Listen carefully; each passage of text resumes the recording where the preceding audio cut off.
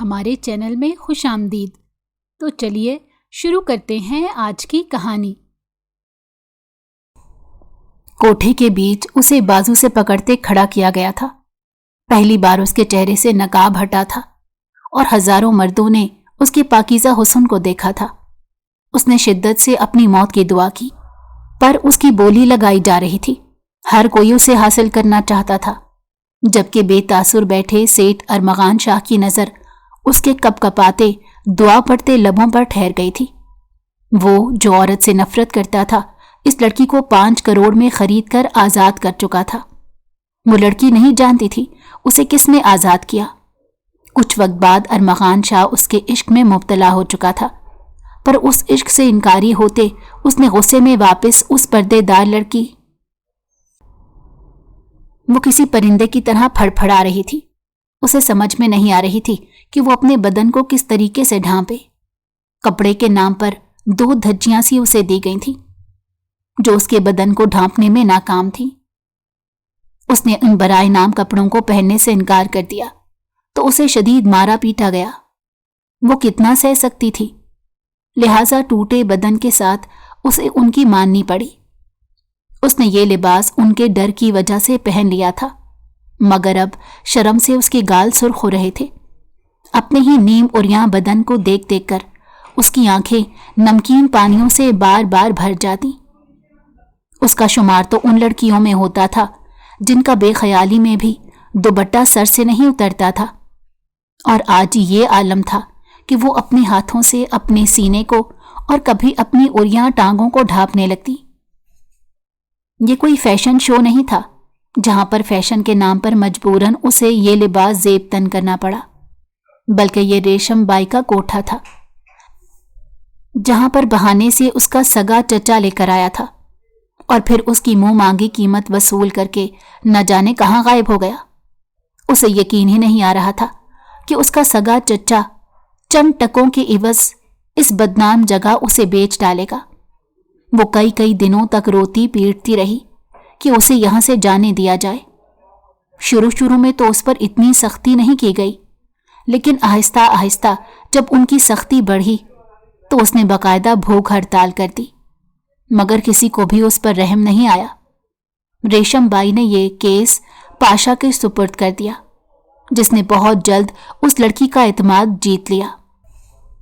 دراصل ریشم بائی یہ بات جانتی تھی کہ ایسی لڑکیاں زیادہ دیر تک کوٹھے کی زینت نہیں بن سکتی، لہٰذا وہ اسے خاص مقصد کے تحت سنبھال کر رکھ رہی تھی، اس لیے زیادہ سختی نہیں کرتی تھی۔ حالانکہ وہ ریشم بائی کے کوٹھے کی تاریخ میں سب سے مہنگی ترین لڑکی تھی۔ وہ مکمل خام مال تھی جس پر ٹھیک ٹھاک ہوم ورک کرنے کے بعد ہی اس کی صورت نکلتی، لیکن ریشم بائی نے بھی کوئی کچی گولیاں نہیں کھیل رکھی تھی۔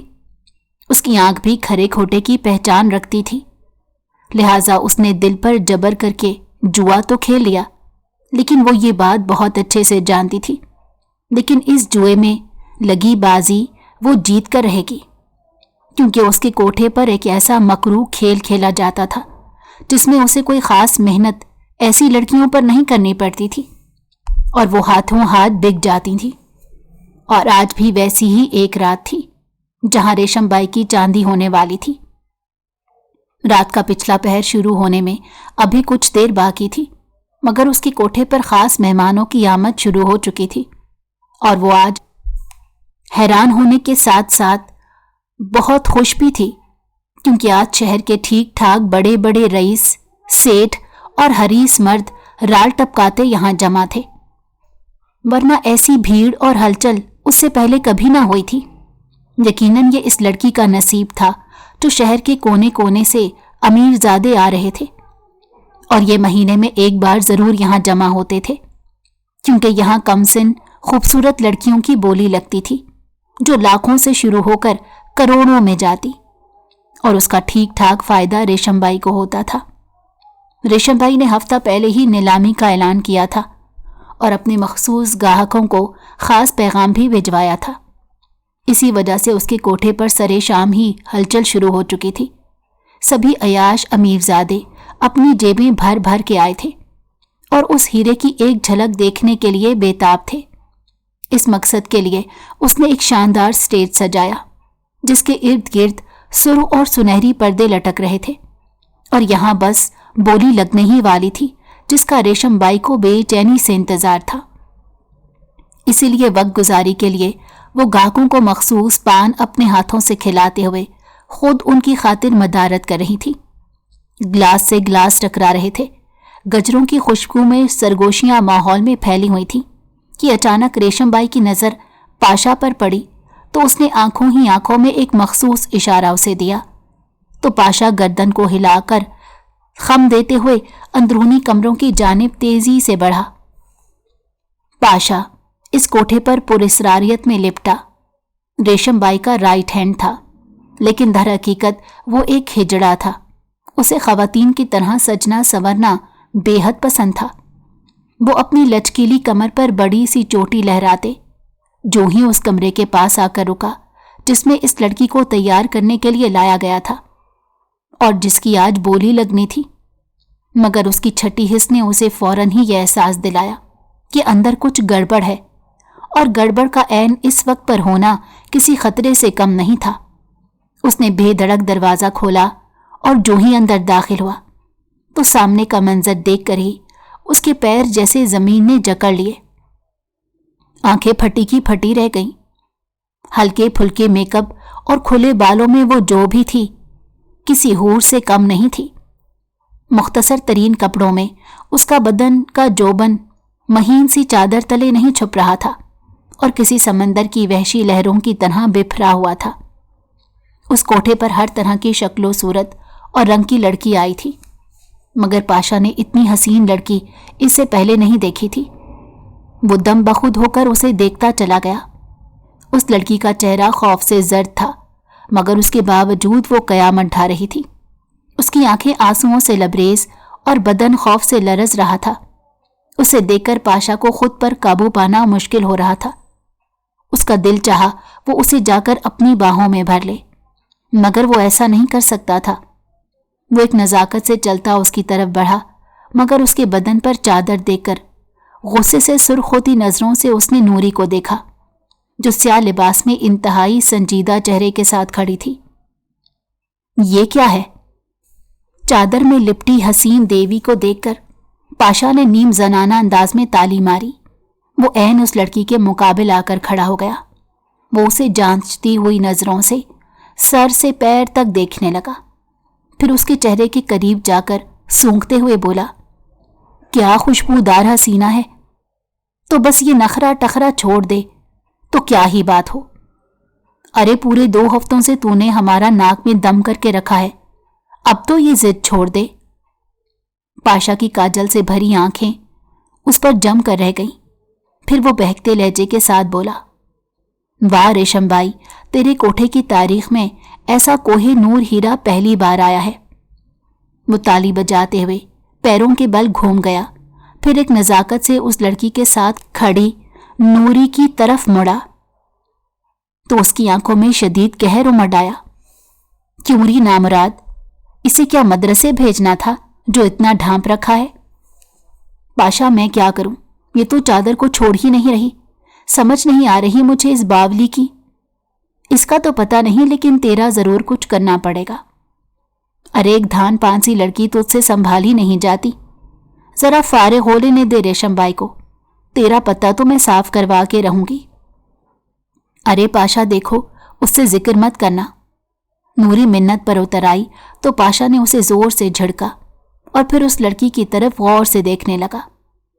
بڑی ضدی ہے یہ، نوری جھٹپٹ اسے بتانے لگی۔ ضدی؟ پاشا نے کہا لگایا، ارے اس کی ضد تو ابھی نکال دیتا ہوں۔ یہ کہہ کر وہ آگے بڑھا اور ایک جھٹکے سے لڑکی کی چادر کھینچ لی۔ لڑکی خود میں سمٹ گئی، چادر زمین پر گری اور جیسے ہی وہ گری پورے کمرے میں جیسے سناٹا چھا گیا۔ سب کی نظریں اس لڑکی پر جمی تھیں جو اب خود کو بازوؤں سے ڈھانپنے کی ناکام کوشش کر رہی تھی۔ اس کے کپڑے انتہائی مختصر تھے جس سے اس کا بدن کسی سنگے مرمر کی طرح چمک رہا تھا اور دیکھنے والوں کو مبہوت کر رہا تھا۔ پاشا نے ہونٹ دانتوں تلے کاٹ لیے۔ سبحان اللہ سبحان اللہ، अरे तू तो कयामत है कयामत, क्या है बेदाग जवानी है तेरी। उसने ताली बजाई और खुशी से झूमने लगा। लड़की पाशा की बात सुनकर कांप सी गई और खुद में सिमटने की कोशिश करने लगी और फिर अपनी बेबसी पर फूट फूट कर रोने लगी। तो एकदम पाशा के हाथ पैर फूल गए। उसने इंतहाई सख्ती से उस लड़की का बाजू पकड़कर अपनी तरफ खींचा तो वो उसके सीने से आ लगी। पाशा ने उसे अपने बाजुओं के हिसार में दबोच लिया तो वो तड़प कर उसके हिसार से निकलने की कोशिश करने लगी। तभी उसके कानों के करीब पाशा ने सरगोशी की, इस वक्त अगर कोई तमाशा किया तो याद रखो बहुत बुरा हो जाएगा तुम्हारे साथ। पाशा के लबो लहजे की सर्द महरी महसूस करते उस लड़की की रीढ़ की हड्डी में एक सर्द सी लहर दौड़ गई। देख रही, इतने बड़े बड़े खरीदार बैठे हैं, तेरा तो भाग ही जाग जाएगा। अरे क्यों अपने पैरों पर कुल्हाड़ी मारने पर तोली हुई है। इस कोठे पर रहेगी तो सड़कर सिवा हो जाएगी। बाहर एक बहुत बड़ा आसमान तेरी परवास का मुंतजिर है, लिहाजा खुश खुश बाहर आ। ऐसे थोबड़ा सजा कर बाहर आएगी तो तेरा काम कैसे बनेगा। पाशा ने ठिलाकर उसके चेहरे पर आई बालों की एक लट को पीछे किया तो वो एकदम रोते हुए पाशा का हाथ पकड़कर बोली, मुझ पर यह जुल्म मत करो, मुझे यहां से जाने दो। मैं एक इंतहाई शरीफ घराने से ताल्लुक रखती हूं। एक तो तुम शरीफ ज़ादियों के ये बड़े मसले होते हैं, बात बेबात अपने घराने की शराफत की मिसालें बड़ी देती हो। अगर इतनी ही शरीफ होती तो तेरा चाचा तुझे यहां बेच कर जाता। अरे वो भी हमारी ही तरह का कोई नीच था। अब देखना, हमने तुझे यहां पर रखा, किसी किस्म की तुझ पर ज्यादती नहीं होने दी। और तू हमसे क्या चाहती है। मुझे यहां से जाने दो, वो रोते हुए मिन्नत करते बोली। तो पाशा नरमी से बोला, कैसे जाने दें तुझे, तेरी बोली लगने वाली है। मैं कोई गुलाम नहीं, ना ही जानवर हूं कि कोई मेरी बोली लगाए और मुझे खरीद कर ले जाए। अरे वाह वाह, पहले तो कभी बोली ही नहीं और आज बोलने पर आई तो कैसे फूल झड़ रहे हैं तेरे खूबसूरत गुलाबी होंठों से। वो उसके होंठों को अपनी उंगली से छूते हुए बोला तो वो लड़की एकदम से पीछे हट गई और गुस्से से उसकी तरफ देखकर बोली, तुम्हें अल्लाह का खौफ भी नहीं आता। तो पाशा ने एक जोरदार कहकहा लगाया और फिर उसको नजर भर कर देखने लगा तो वो शर्म से खुद को छुपाने की नाकाम कोशिश करते हुए बोली, क्यों जुल्म करते हो, क्यों एक बेबस लड़की की आह लेते हो। देख रही, ये खुदा खौफी की बातें तेरी गली मोहल्ले में चलती होंगी। ये कोठा है, यहां पर ऐसी बातें ना कोई करता है और ना ही कोई सुनता है। अब सीधी तरह से मेरी बात सुन, तेरे पास सिर्फ 5 मिनट और हैं, उसके बाद तुझे स्टेज पर आना है।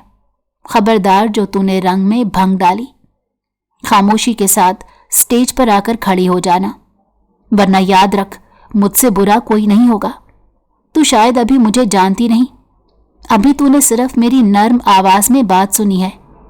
बस दुआ कर कि तू मेरा वो रूप ना देखे जिससे एक आलम पनाह मांगता है।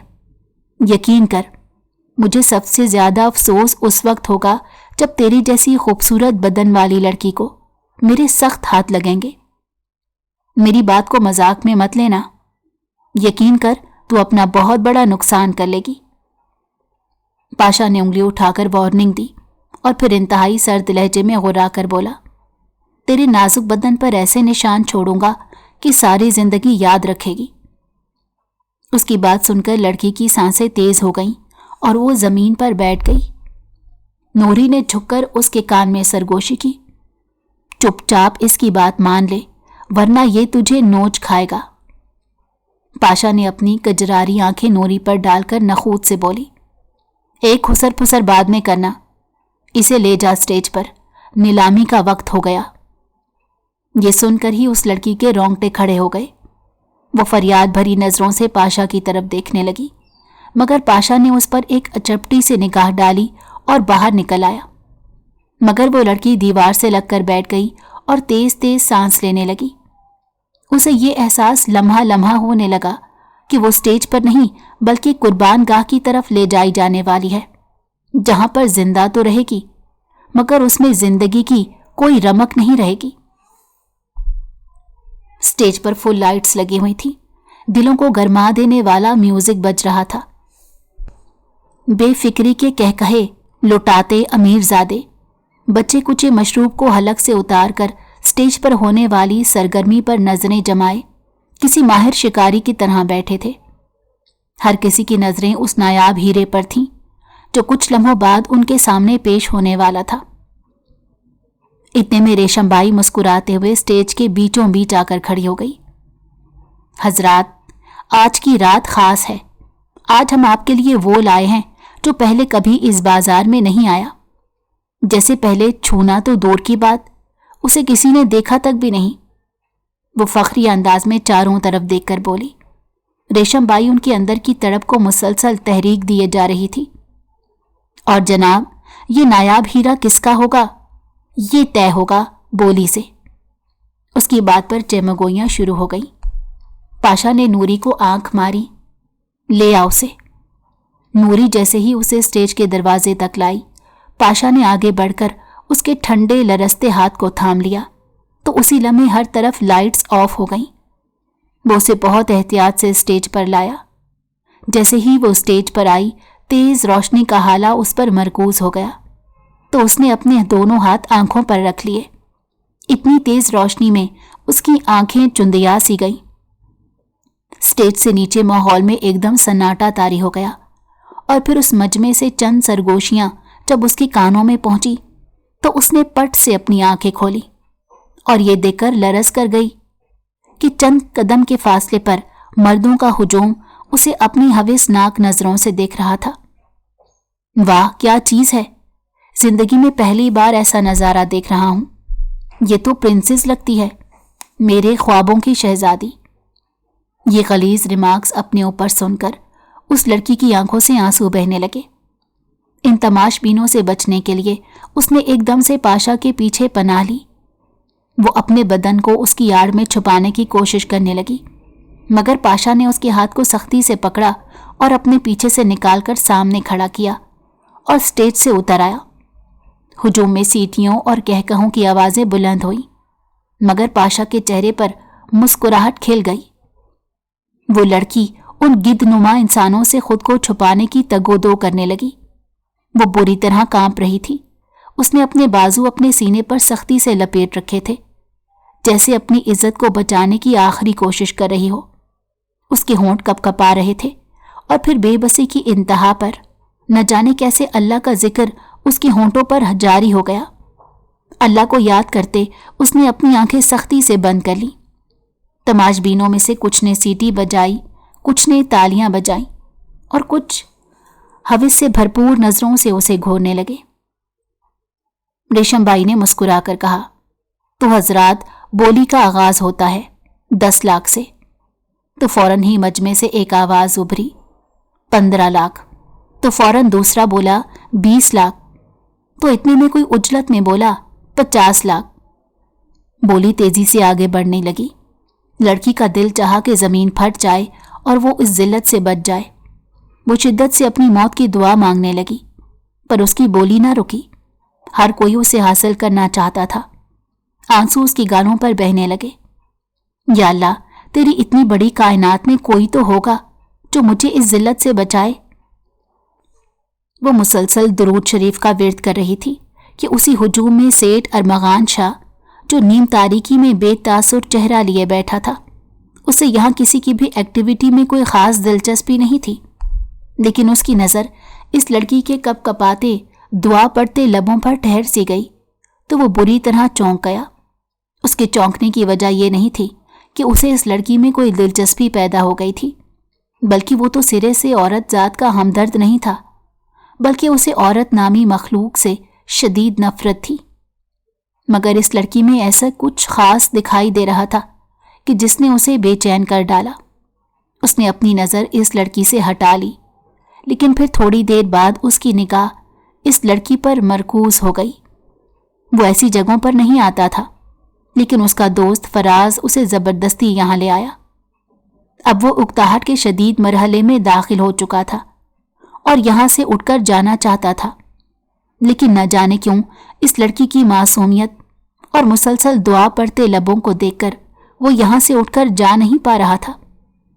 اس سے پہلے کہ اس کی فائنل بولی لگ جاتی، اس نے ایک دم بولی لگائی، 5 کروڑ۔ 5 کروڑ کا نام سن کر ہی وہاں سناٹا چھا گیا۔ ارمغان شاہ کی نظریں سیدھی اس لڑکی پر تھیں جو آنکھیں بند کر کے مسلسل کانپ رہی تھی۔ 5 کروڑ، اس نے دوبارہ کہا اور کرسی سے اٹھ کھڑا ہوا۔ سب ہکا بکا رہ گئے۔ کوئی اور بولی، مگر پورا حال خاموش تھا۔ ریشم بائی نے زوردار کہا لگایا، مبارک ہو سیٹھ ارمغان شاہ، یہ نایاب ہیرا آپ کا ہوا۔ لڑکی یہ سنتے ہی تیورا کر گر گئی، جسے فوراً ہی اٹھا کر اندر لے گئے۔ لیکن ہر کوئی پیچھے مڑ کر سیٹھ ارمغان کی طرف دیکھنے لگا کہ اتنی بڑی رقم اس نے لگا دی کہ اس کے سامنے کوئی دم بھی نہیں مار سکتا تھا۔ ریشم بائی تو دانتوں تلے انگلیاں دبا کر بیٹھ گئی۔ اس کی تو وہم و گمان میں بھی نہیں تھا کہ اس لڑکی کی اتنی بڑی بولی لگ جائے گی۔ زیادہ سے زیادہ وہ لاکھوں کا حساب کر کے بیٹھی تھی، مگر یہ بازی تو کروڑوں میں چلی گئی۔ پاشا بھی اپنے گالوں پر ہاتھ رکھے خود کو یقین دلا رہا تھا کہ اس نے جو کچھ سنا ہے وہ صحیح ہے۔ ارمغان جس دوست کے ساتھ آیا تھا وہ اسے شدید حیرت سے دیکھ کر بولا، یہ تم نے کیا کر دیا؟ اتنی بڑی رقم ایک لڑکی پر لوٹا رہے ہو؟ لیکن ارمغان نے اسے سرد نظروں سے گھورا تو وہ خاموش ہو گیا۔ ریشم بائی نے خوش آمدانہ انداز میں ارمغان کے گھٹنوں کو عقیدت سے چھوا اور کہا، آپ اندر آ جائیں، باقی کے معاملات ہم وہاں بیٹھ کر نپٹائیں گے۔ تو وہ فوراً ریشم بائی کے ساتھ اٹھ کر اندر چلا آیا۔ اسے اس لڑکی کے حوالے سے تشویش ہو رہی تھی، کیونکہ وہ اس کے سامنے ہی بے ہوش ہو کر گری تھی۔ اس نے ریشم بائی سے کہا، اس لڑکی کا کیا حال ہے؟ تو وہ ایک دم بولی، آپ پریشان نہ ہوں، وہ بالکل ٹھیک ہے، بس ذرا جذباتی ہے۔ اب جب اسے لے کر جائیں گے تو اپنے مطابق ڈھال لیجیے گا۔ ویسے بھی کم عمر لڑکیاں پانی کی طرح ہوتی ہیں، جس برتن میں ڈالو ویسے ہی ڈھل جاتی ہیں۔ جانے کیوں اسے ریشم بائی کی باتوں سے عجیب کرائیت سی آنے لگی۔ اس نے اپنے دوست فراز سے کہا، میں نیچے گاڑی میں تمہارا انتظار کر رہا ہوں، انہیں جلد از جلد رقم کی ادائیگی کرو اور لڑکی کو لے کر نیچے پہنچو۔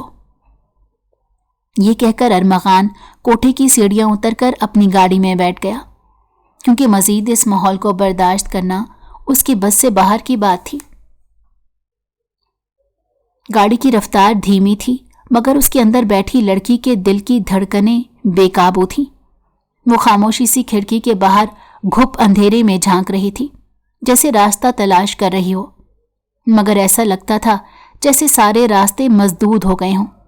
وہ ایک بند گلی میں آ کر کھڑی ہو گئی ہو۔ خدا جانے یہ مجھے کہاں لے جا رہے ہیں؟ وہ مسلسل اپنی انگلیاں مروڑتے سوچنے لگی۔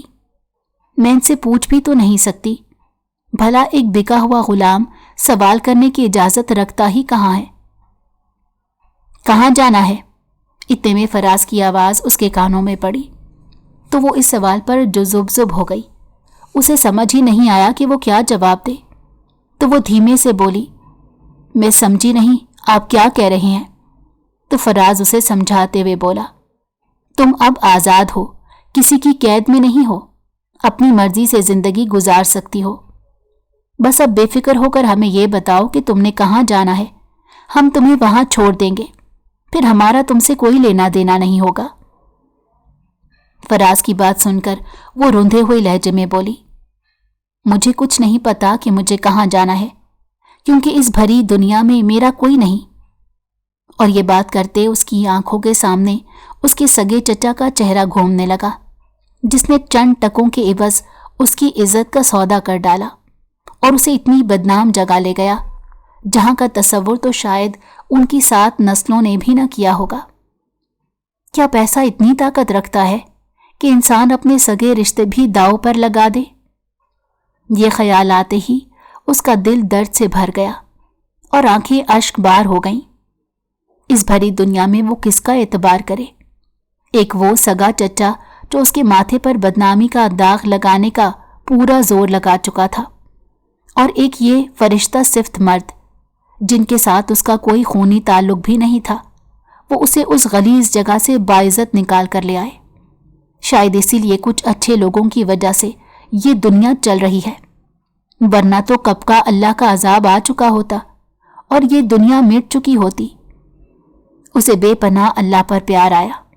اس نے مایوس ہوئے بغیر جس شدت سے اللہ کو یاد کیا تھا، شاید اللہ کی رحمت کو اسی لیے جوش آ گیا اور اس نے فرشتے بھیج دیے۔ وہ اپنے خیالوں میں ہی کھوئی ہوئی تھی کہ ایک دم فراز نے اسے ٹوکا اور پوچھا کہ آخر کوئی تو ہوگا جس کے پاس وہ جانا چاہتی ہو؟ تو اس نے نفی میں سر ہلا دیا۔ اس کی آنکھوں میں بے پناہ اداسی تھی۔ تھوڑی دیر خاموش رہنے کے بعد وہ ذرا اعتماد سے بولی، مجھے کس نے آزاد کروایا ہے؟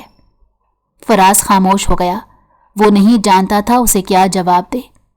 اس کا مالک ارمغان شاہ خود سامنے بیٹھا تھا، گاڑی ڈرائیو کر رہا تھا، مگر اپنی موجودگی کا احساس تک نہیں دلوا رہا تھا۔ بتاؤ نا، مجھے خریدنے والا کون تھا؟ اس نے بےتابی سے دوبارہ پوچھا۔ ارمغان نے اسے مرر میں دیکھ کر آہستہ سے کہا، یہ جان کر تمہیں کیا ملے گا؟ آزاد ہونا، بس یہی کافی ہے۔ نام کیا ہے تمہارا؟ سجل۔ اس نے نگاہ اٹھا کر مرر کی طرف دیکھا تو ارمغان نے فوراً نگاہ ہٹا لی۔ فراز کو گھر چھوڑنے کے بعد اس نے گاڑی اپنی کوٹھی کی طرف لے جانے کی بجائے بوا کے گھر کی طرف موڑ دی۔ بوا کا چھوٹا مگر آرام دہ گھر روشنی میں ڈوبا ہوا تھا۔ وہ اکثر جب بے چین ہوتا تو یہاں پر آ جاتا۔ دستک دینے پر بوا نے دروازہ کھولا اور حیرانی سے ارمغان کے ساتھ کھڑی لڑکی کو دیکھا۔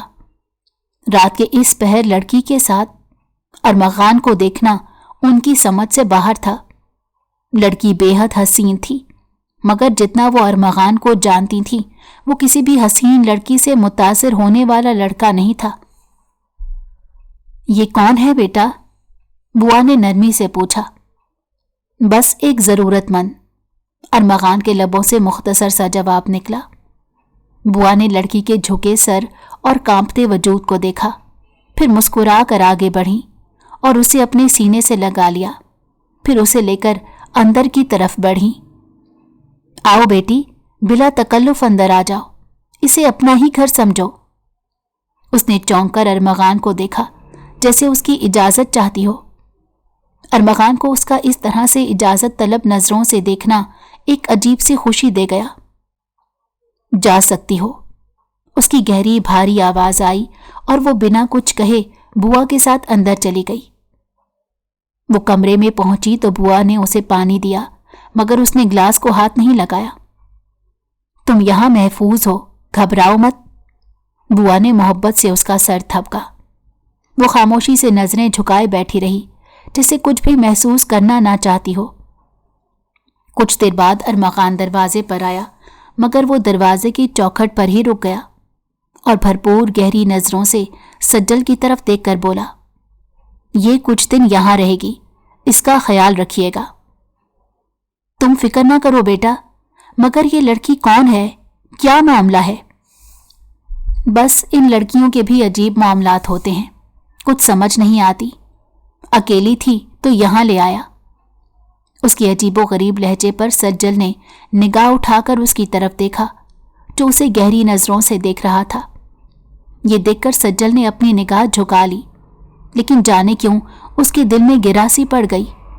وہ وہاں تھوڑی دیر رک کر چلا گیا، مگر سجل اس کے بارے میں حیرانگی سے سوچنے لگی کہ اپنی بوا سے اتنی بڑی بات کیسے چھپا گیا، کہ وہ اسے کہاں سے اور کس حال میں ملی ہے۔ شاید وہ اس کا بھرم رکھنا چاہتا ہو۔ اس خیال کے آتے ہی اس کا دل ایک بار پھر سے رونے لگا۔ اگلی صبح وہ بوا کے کمرے میں بیٹھی تھی، خاموشی سے چائے کے کپ کو گھور رہی تھی، جب دروازہ کھلا۔ ارمغان شاہ اندر آیا۔ وہ نیلے رنگ کی شرٹ میں تھا، آنکھوں میں وہی پرانی بے نیازی جھلک رہی تھی۔ اس نے سجل کو دیکھا، جو اسے دیکھ کر ایک لمحے کے لیے گھبرا گئی، تو نہ جانے کیوں وہ انتہائی بدمزہ سا ہو گیا۔ اسے سجل کا یوں ڈرنا اچھا نہیں لگا، تو وہ انتہائی اکھڑ مزاجی سے بولا، مجھ سے ڈرنے کی ضرورت نہیں ہے، بلا وجہ کا یہ تاثر مت دیا کرو۔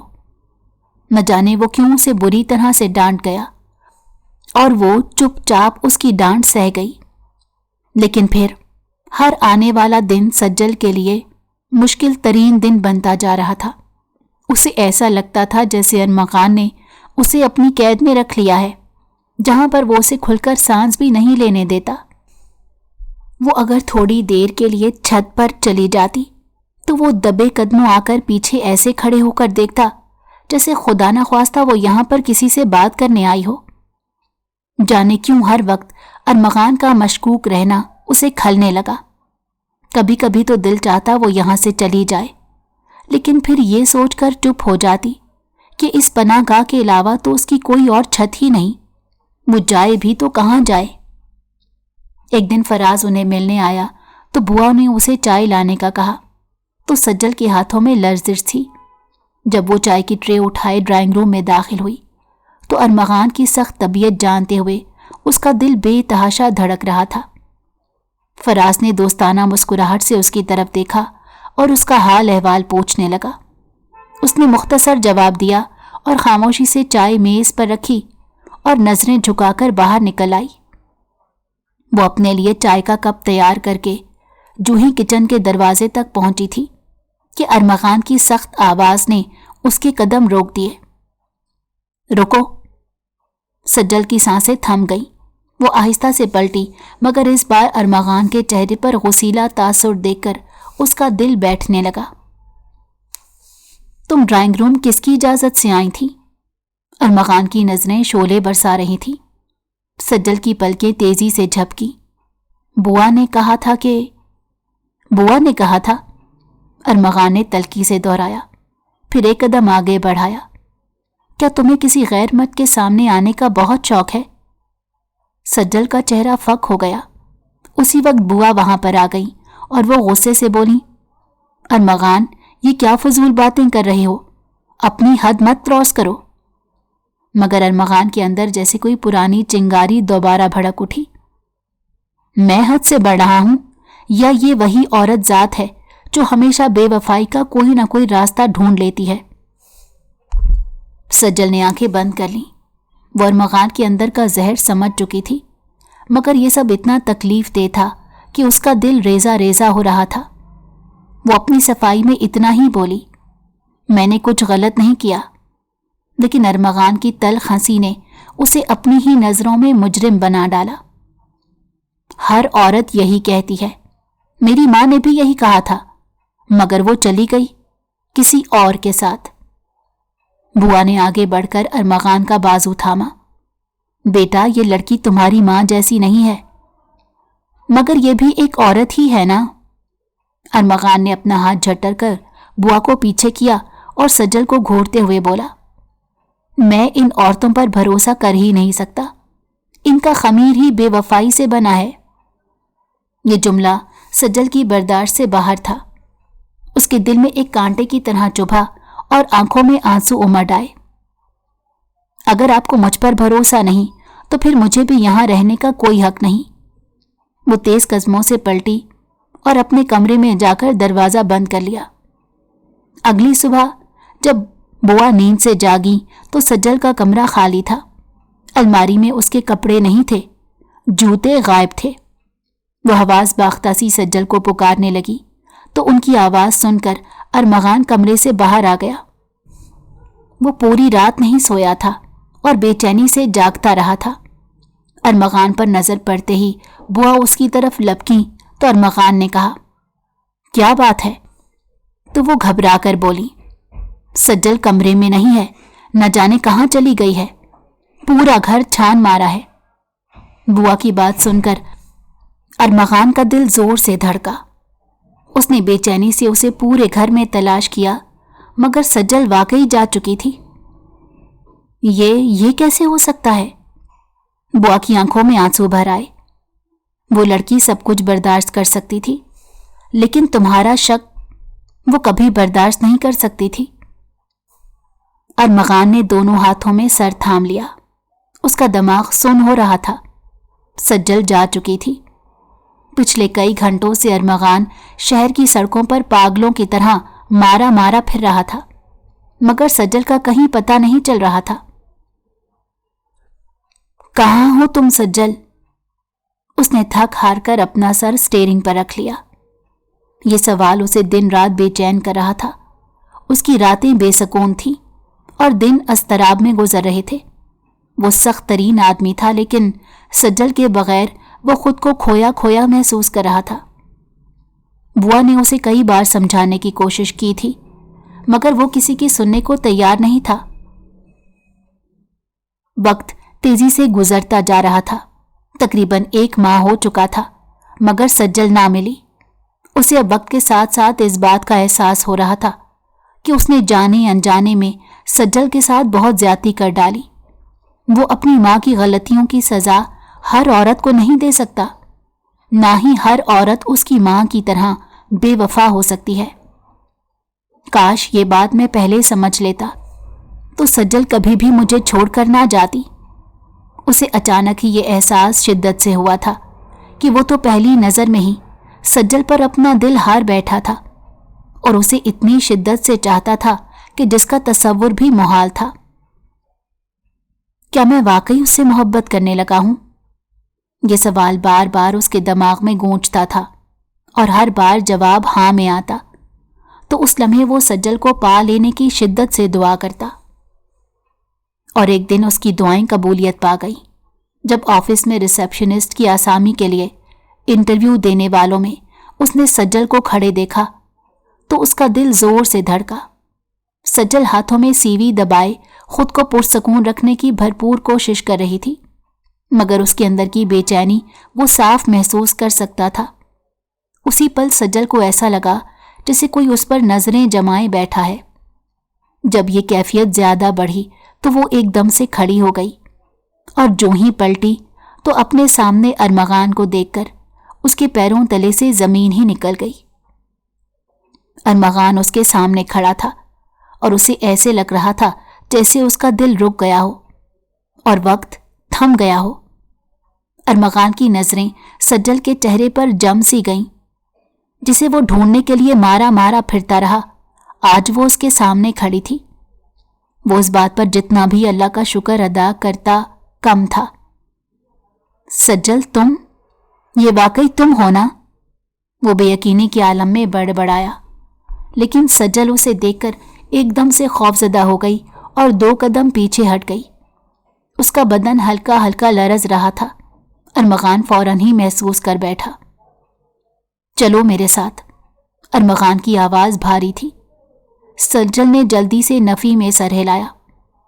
میں کیوں جاؤں آپ کے ساتھ؟ کس حیثیت سے؟ یہ جملہ ارمغان کے دل پر نشتر کی طرح لگا۔ وہ جس نے اسے ہر مصیبت سے نکالا، جو اس کے بغیر ایک پل بھی نہ جی سکا، وہ اس سے سوال کر رہی تھی کہ وہ کیوں اس کے ساتھ جائے۔ سجل، میں تم سے محبت کرتا ہوں، تمہارے بغیر رہنے کا تصور بھی نہیں کر سکتا۔ مگر سجل کے چہرے کے تاثرات پر کوئی فرق نہ پڑا اور وہ انتہائی سخت لب و لہجے کے ساتھ بولی، بہتر ہوگا مسٹر ارمغان، آپ اپنے راستے پر جائیں اور مجھے میرے راستے پر جانے دیں۔ آپ کا اور میرا ملنا ایک حادثہ تھا۔ میں دعا گو ہوں اس شخص کے لیے جس نے مجھے آزاد کیا، اور آپ کی بھی مہربانی کہ آپ مجھے وہاں سے لے کر نکلے۔ لیکن سچی بات تو یہ ہے کہ مجھے آپ سے کوئی محبت نہیں۔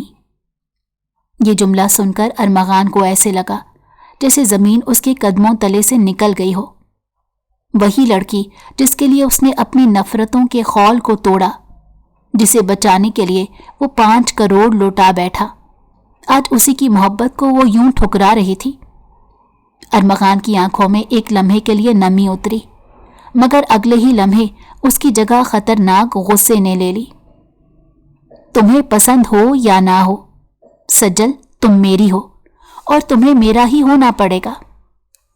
یہ کہہ کر اس نے ایک جھٹکے سے سجل کی کلائی پکڑ لی۔ سجل نے خوفزدہ ہو کر خود کو چھڑانے کی کوشش کی، مگر اس کی گرفت اتنی مضبوط تھی کہ وہ بے بس ہو کر گر گئی۔ چھوڑیں مجھے، یہ کیا بدتمیزی ہے؟ وہ چلائی، مگر ارمغان اسے زبردستی کھینچ کر دفتر سے باہر لے آیا اور گاڑی میں زبردستی دھکا دے کر بٹھایا اور انتہائی تیز رفتاری کے ساتھ گاڑی دوڑاتے ہوئے وہ اپنے فلیٹ پہ پہنچا۔ फ्लैट में कदम रखते ही सज्जल सिसकने लगी। वो वहशत ज़दा होकर पीछे हटी और दीवार से जा लगी। मुझे जाने दो अरमगान, मैं तुम्हारे साथ नहीं रह सकती। अरमगान ने उसके करीब आकर उसके दोनों बाजू दीवार से पिन कर दिए। तुम मेरे बगैर रह सकती हो? हाँ, वो कांपती आवाज में बोली। झूठ। सज्जल ने उसकी गिरफ्त से निकलने की कोशिश की, मगर अरमगान ने उसे अपनी बाहों में जकड़ लिया। अरमगान प्लीज मुझे जाने दे। नहीं सज्जल, मैं तुम्हें जाने नहीं दूंगा। मैंने तुम्हें खोने के बाद जाना है कि तुम क्या हो मेरे लिए। तुम मेरे दिमाग में, मेरी रगों में, मेरी सांसों में बसी हो। मैं तुम्हारे बगैर नहीं रह सकता, लेकिन मैं रह सकती हूं। ये सुनकर अरमगान ने उसका चेहरा अपने करीब कर लिया। उसकी सांसें सज्जल के चेहरे पर बिखरने लगी। तुम झूठ बोल रही हो सज्जल। उसकी आवाज सरगोशी जैसी थी। नहीं, ये सच है। सज्जल की सांसें उखड़ रही थी। वो खुद को बचाने के लिए हाथों से उसे पीछे धकेलने की कोशिश कर रही थी, मगर अरमगान ने उसे मजीद करीब कर लिया। तुम कहो कि तुम्हें मेरी कुर्बत अच्छी नहीं लगती। तुम कहो कि तुम्हें मेरी मोहब्बत में कोई सच्चाई नजर नहीं आती, तो मैं तुम्हें छोड़ दूंगा। सज्जल की आंखें हैरत से फैल गईं। क्या हुआ? बोलो सज्जल, तुम कह क्यों नहीं रही? वो कुछ कहने की हिम्मत ना कर सकी, क्योंकि उसके अंदर कहीं ना कहीं वो भी इस शिद्दत से मुतासिर हो रही थी, मगर उसका दिल अरमगान के गुस्से और शक से जख्मी हो चुका था। यही वजह थी कि वो उसकी मोहब्बत को कबूल नहीं कर पा रही थी। उसने आंखें बंद कर ली। उसके होंठ कपकपा रहे थे और आंखों से आंसू बहने लगे। मुझे जाने दो अरमगान, मैं आपसे मोहब्बत नहीं करती, तो आप मुझसे जबरदस्ती क्यों मोहब्बत करवाना चाहते हैं? क्या हम शादी कर सकते हैं? अरमगान की इस बात पर वो सटपटा गई और बोली, मैं आपसे किसी सूरत शादी नहीं करूंगी। उसकी बात सुनकर अरमगान को शदीद गुस्सा आया। उसने गहरी सांस ली और कहर आलूद नजरों से उसकी तरफ देखा और उसे एक जोरदार धक्का देकर बोला, मैं ही पागल था जो तुम्हारी मोहब्बत में दीवाना वार इस शहर में फिर रहा था। तुम तो इस काबिल ही नहीं हो कि तुमसे मोहब्बत की जाए। मैं तुम्हें वापस वहीं छोड़ कर आऊंगा जहां से तुम्हें लाया था। जब मेरी मोहब्बत की कोई हैसियत नहीं, तो फिर तुम्हारी इज्जत की भी मेरे नजदीक कोई अहमियत नहीं। सज्जल के चेहरे पर हवाइयां उड़ने लगी। वो घबराकर उसके करीब आई और बोली, नहीं अरमगान, आप ऐसा नहीं कर सकते। खुदा के लिए मुझे वहां मत लेकर जाइएगा। वो उसके सामने हाथ जोड़कर गिड़गिड़ाई, मगर अरमगान के चेहरे पर उसके लिए कोई नरमी ना उतरी। उसने उसे बाजू से पकड़ा और जबरदस्ती अपनी गाड़ी में बिठाकर सीधा रेशमबाई के कोठे पर ले आया।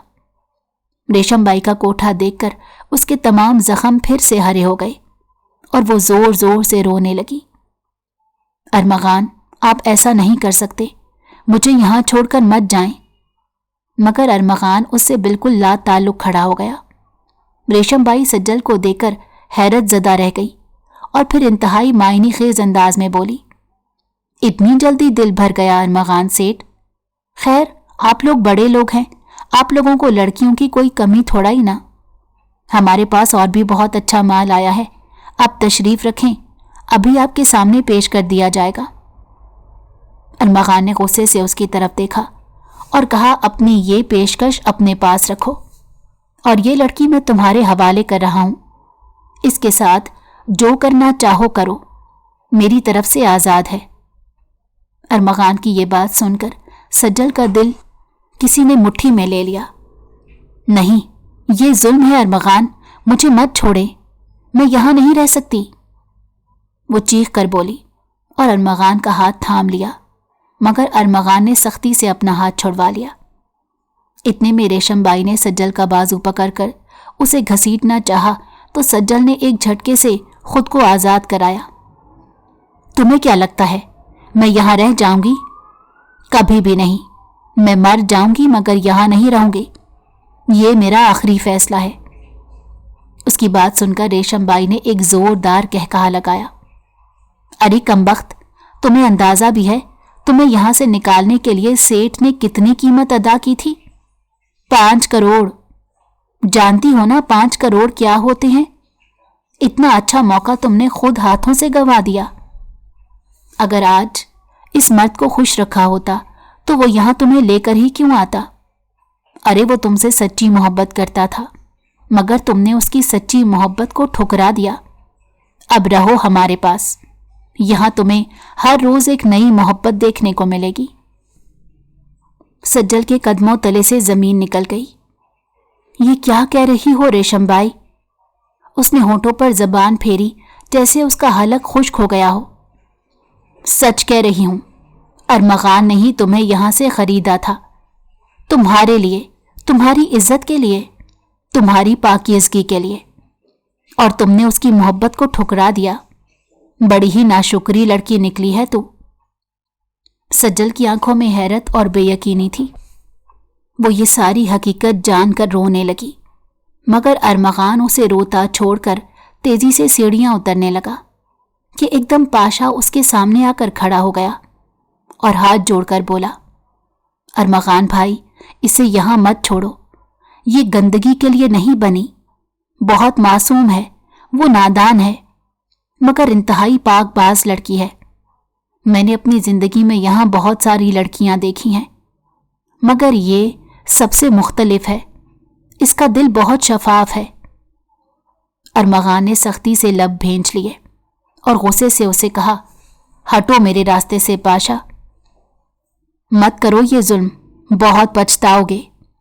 पाशा ने आखिरी बार कहा, मगर अरमगान उसे धकेल कर जो ही आगे बढ़ा तो ऊपर से सज्जल की दिल दहला देने वाली चीख सुनाई दी। अरमगान का दिल जोर से धड़का। एक लम्हे को लगा जैसे उसकी सांसें रुक जाएंगी। वो दीवानावार तेजी से सीढ़ियां चढ़ते ऊपर की तरफ भागा और ऊपर पहुंचते ही उसने देखा कि रेशम बाई ने सज्जल को जबरदस्ती एक कमरे में बंद कर दिया था और बाहर से दरवाजा लॉक कर चुकी थी। सज्जल अंदर रो रही थी, दरवाजा पीट रही थी, मुझे बाहर निकालो, अरमगान, मुझे छोड़कर मत जाओ। अरमगान ने पलटकर रेशमबाई की तरफ देखकर कहा, फौरन दरवाजा खोलो रेशमबाई। तो रेशमबाई ने कंधे उचकाते हुए कहा, अब ये हमारी है, इस पर अब तुम्हारा कोई हक नहीं। अरमगान का सबर जवाब दे गया, मैं आखिरी बार तुम्हें यह कह रहा हूं, फौरन दरवाजा खोलो, वरना मैं अभी पुलिस को फोन करता हूं। पुलिस का नाम सुनते ही रेशमबाई की पेशानी पर पसीना आ गया। अरे अरमगान सेठ, गुस्सा काहे को करते हो? लो अभी दरवाजा खोल देती हूं। रेशमबाई ने जल्दी से ताला खोला और अगले ही लम्हे सज्जल बाहर निकली।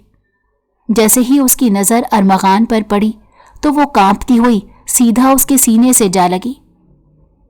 मुझे छोड़कर मत जाना, मैं आपके बगैर नहीं रह सकती। उसकी आवाज लरज रही थी और आंखों से आंसू बह रहे थे। अरमगान की सांसें थम गईं। ये वही लड़की थी जो कुछ देर पहले उसे ठुकरा रही थी और अब उसे थामे खड़ी थी, जैसे अगर उसने छोड़ दिया तो वो बिखर जाएगी। वो बेख्तियार अपने बाजू उसके गिर्द लपेट कर बोला, चलो यहां से। वो दोनों उस गंदगी से निकलकर सीधा गाड़ी में बैठे। रास्ते भर खामोशी रही। सज्जल ने नजरें झुका रखी थीं और अरमगान खामोशी से ड्राइव कर रहा था। गाड़ी एक जगह रुकी तो अरमगान ने गहरी सांस लेकर पूछा, कहाँ रह रही हो? मैं तुम्हें वहीं ड्रॉप कर देता हूं।